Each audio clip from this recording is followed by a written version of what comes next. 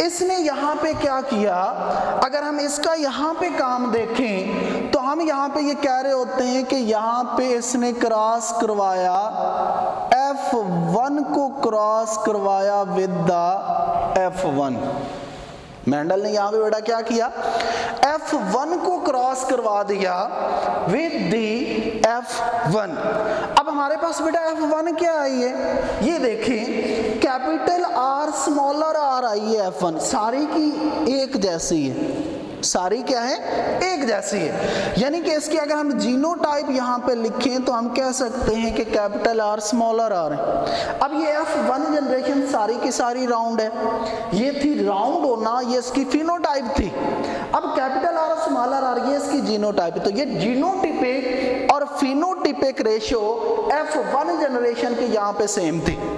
अब इसने क्या किया, F1 को यहाँ पे क्रॉस करवा दिया विद द F1, यानी कि यहाँ पे इसने कैपिटल R स्मॉलर R को क्रॉस करवाया with the capital R smaller R, यानी कि एक सीड ये है, दूसरा हमारे पास ये seed, capital R smaller R, capital R smaller R। अब इनकी जब ये क्रॉस ब्रीडिंग करवाता है तो as a result of their cross breeding हमारे पास अगेन एक जनरेशन बेटा आती है, और इसको भी हम यहाँ पे उसी तरह जैसा कि प्रीवियस हमने यहाँ पे देखा, हमने पुनेट स्क्वायर के थ्रू इसकी प्रोबेबिलिटी निकाली। अच्छा बेटा यहाँ पे एक हम बार बार नाम ले रहे हैं पुनेट स्क्वायर, इसको डिफाइन कर लें। इसको हम यूं डिफाइन करते होते हैं कि Punnett square is a statistical tool that is used to find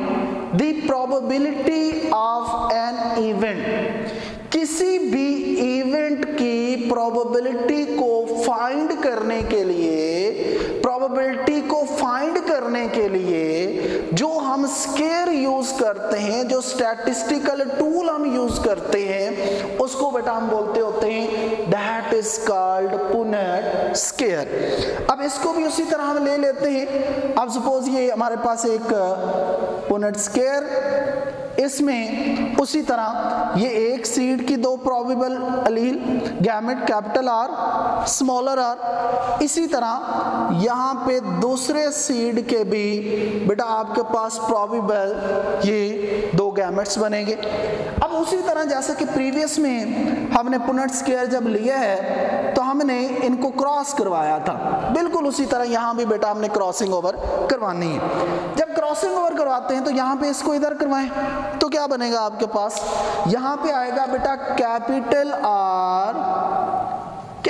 R, इसकी इक्वल प्रोबेबिलिटी है कि ये इसके साथ भी यहाँ पे बाइंड कर सके, तो यहाँ पे बनेगा कैपिटल R स्मॉलर R।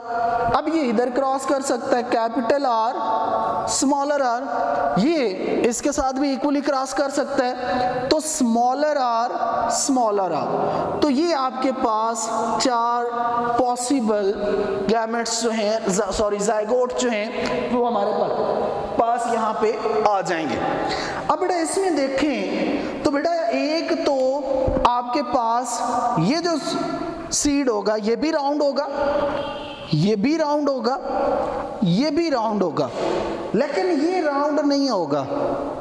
हम पहले भी बात कर चुके हैं कि हमारे पास जो रिंकल्ड सीड होते हैं, जो रिंकल्ड हैं, या हमने एक दूसरे वे में ये बात की थी कि हमारे पास वो ट्रेड जो जिनको रिसेसिव अलील कंट्रोल करती होती हैं वो उस वक्त एक्सप्रेस होते हैं जब वो रिसेसिव अलील्स बेटा होमोजाइगस फॉर्म में हो। तो यहाँ पे बेटा देखें तो ये स्मॉलर आर एक रिसेसिव अलील है, ये ऑलरेडी हम डिस्कस कर चुके हैं टर्म्स में कि रिसेसिव को हम स्मॉलर लेटर में लिखते हैं, तो ये एक यहाँ पे हमारे पर रिसेसिव अलील है। तो ये दोनों एक जैसी हैं। अब चूंकि ये दोनों एक जैसी हैं और रिसेसिव भी हैं तो इट मीन यहाँ पे ये अपना ट्रेड जो है, अपना जो करैक्टर है उसको ये एक्सप्रेस करेगी, यहाँ पे ये अपने ट्रेड को एक्सप्रेस करेंगी। यानी कि आपने जब F1 को F1 के साथ क्रॉस करवाया तो आपके पास जो नेक्स्ट जनरेशन आई उसको हम बेटा कह रहे होते हैं F2 जनरेशन। अब again here F is stand for filial generation 2। यहाँ पे हम 2 जनरेशन की बात कर रहे हैं। अब इसका बेटा रिजल्ट देखें तो हमारे पास राउंड कितने आए, ऊपर हम डिस्कस कर चुके हैं। कितने आए हैं बेटा? राउंड हमारे पास आए थे 3। कितने राउंड आए हैं? 3। और इसी तरह हमारे पास यहाँ पे जो रिंकल्ड हैं वो बेटा आए हैं सिर्फ 1 सीड।